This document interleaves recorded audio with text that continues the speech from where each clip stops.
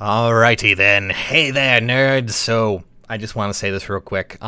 If you celebrated it this month or last month, depending on where you are, or didn't celebrate it at all, I just wanted to say I hope you had a great Thanksgiving. I wanted to also say I'm thankful for you guys for sticking around even through the hard times. And next month and this this coming year at least, are going to be great.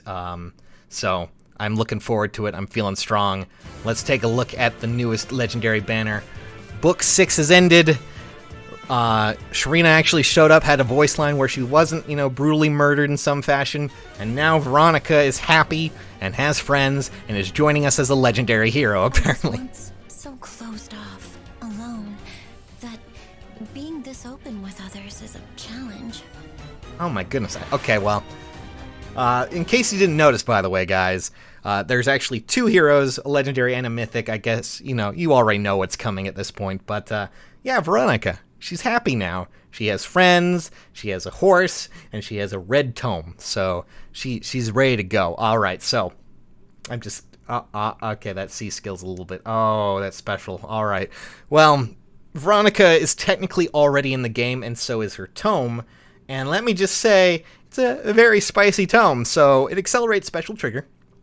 And, of course, if she initiates combat or is not adjacent to an ally, it will grant attack and speed +6 to her, and neutralize effects that prevent units' follow-up attacks, and the following effects will occur during combat based on the number of foes within 2 spaces of the target. If there's only 1 target, it will inflict speed and res -4 on the foe. But if there's 2 or more, it will inflict speed and res -8 on the foe, and foe cannot counterattack.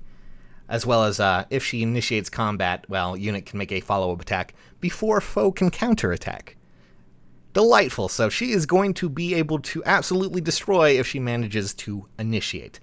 We also have to talk about Enclosure, which is a new special, and, so at a 2 charge, it will boost special damage by 25% of her attack, and if special triggers, it will neutralize reduced damage by a certain percentile. So, yes, you will not be safe from this. You will probably get hurt, and this just makes me feel like Nana all over again, because when Nana came out, legendary Nana, of course, with her sword, it was definitely something fun to look forward to, at least.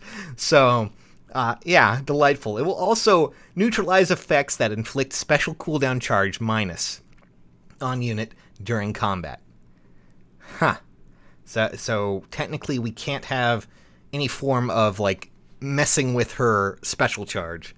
It will be able to constantly go, if I'm reading this correctly. Delightful. So now she can just go through any defense and probably destroy people. Which I will say, the one thing that destroyed me was her attack animation when I actually saw it in game. So, alright, attack speed, catch 4. We also have speed, res, far trace, which, delightful. So, yeah, she's going to be speedy and attacky. Wow, what a surprise. But the new C skill, of course, is Panic Smoke 4, which this one is... Oh my goodness. Okay, so after combat, it will inflict attack speed, defense, and res -3, as well as panic, of course.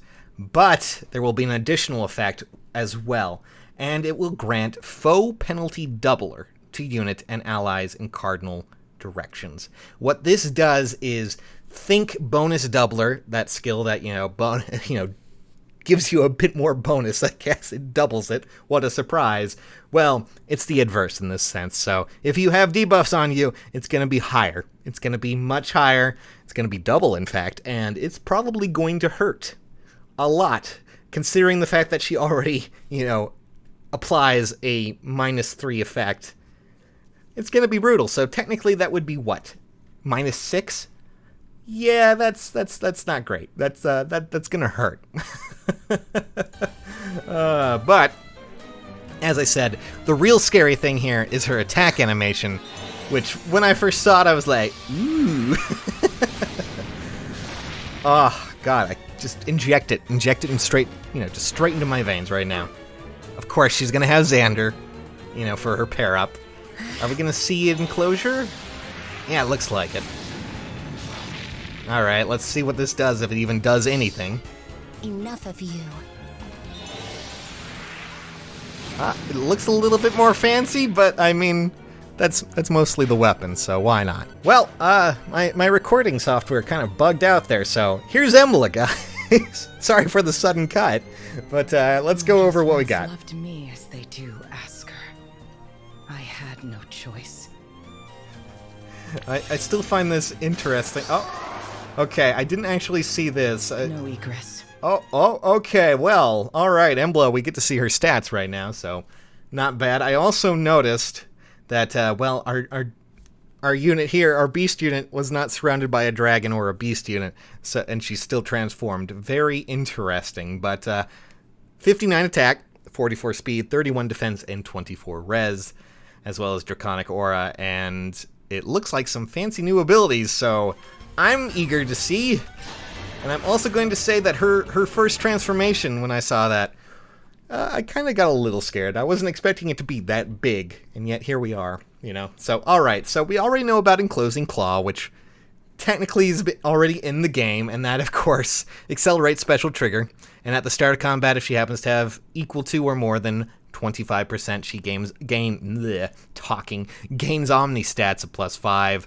And also inflicts a penalty to attack speed and defense during combat to the foe, equal to number of foes within 3 columns or 3 rows centered on the unit times 3, max of 9, of course. Neutralizes effects that inflict a special cooldown charge minus on unit, and also if the number of foes within 3 columns or 3 rows, I'm so used to saying spaces now, centered on unit is greater than or equal than 2, it will neutralize effects that guaranteed foes' follow-up attacks and inflict special cooldown charge -1 on foe per attack during combat. Delightful. So, she doesn't want to be affected by it, but she sure as hell will infect you with it, so that's just, that's all I gotta say.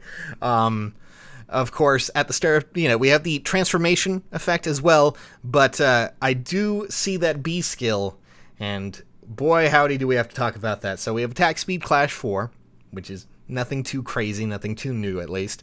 But we also have Beast Agility, which is a new ability and inheritable, and it is quite the thing. So it removes the condition to transform. So if you're using a Beast unit and you happen to be using a mixed team, this might be a really nice option for you, as well as if the unit speed is greater than the foe speed, it will neutralize effects that prevent units' follow-up attacks during combat, which is quite nice, at least for a beast unit. The B slot is competitive, at least, so if you are using a beast team, I'm not sure if this would be, the most amazing thing, but depending on which beast unit you're using, depending on if they're a cavalier, flyer, or what have you, this would be quite nice to have, just in general. But I see Severance, and Severance is something that is certainly going to be solving some situations that I hate savior abilities, and just reading this, it makes me kind of happy to see them go up in smoke in some form. So, Severance, at the start of turn, inflicts undefended and feud on foes within 3 columns or 3 rows centered on unit. What a surprise. At the start of turn, if foe is within 3 columns or 3 rows centered on unit, thank you, neutralizes any penalty. Oh my god. And, of course, and grants dodge to units. So, undefended, for those who want to get rid of savior skills at least, unit cannot be protected by a savior skill through their next actions, meaning, yeah, those heavy armored units, this is definitely going to be very useful to have, at least for her. She has a lot going on. And Feud disables all ally skills, excluding units, during combat through unit's next action. So, so we do have a little bit of a interesting option here. That C skill is going to be quite potent, at least stopping savior skills, and I'm all for it. We also, of course, get dodge, which is just a little bit of a leg up there, too. God. Rolling on red this time, because, of course, they're both red. Embla, of course, is a red beast unit. It's going to be very, very interesting to see. I think just rolling on red is going to be fantastic this go-around. So, I'm all for it. Let's see what we got here, shall we? very similar to Elm's attack, which makes sense. And we'll, you know what? I'm fine by it. Oh, and there we go. As I have. Draconic Aura. Alright. Yeah, those two are going to be quite potent with what we got. Oh, God, Brahmamon's back. I want him. I still don't have him. I do have her. Do have her. I have her. I do have her. Have her as well. Yep, have her too.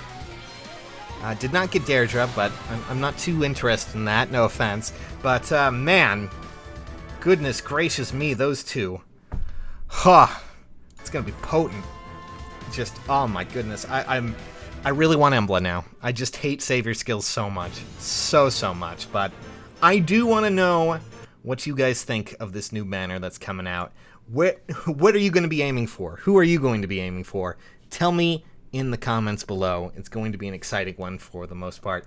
End of book 6. A lot of fun stuff. And Veronica finally gets to be happy for once in her life, at least, without a curse from some god who just doesn't seem to understand why Bull Daddy won't talk to her. Which, fair enough. At least they seem to have solved something, right? Right? At least according to that end movie, they were holding hands. They're plush and they're marketable, so that really works. All right, guys, I'm gonna hop off for now. I need to get back to work and do a bunch more things. So I will see you all very soon. I love you all so much. Don't forget to leave a like on the video if you can. That would be great. I'll see you all next time. It'll be very, very soon. Trust me. Bye.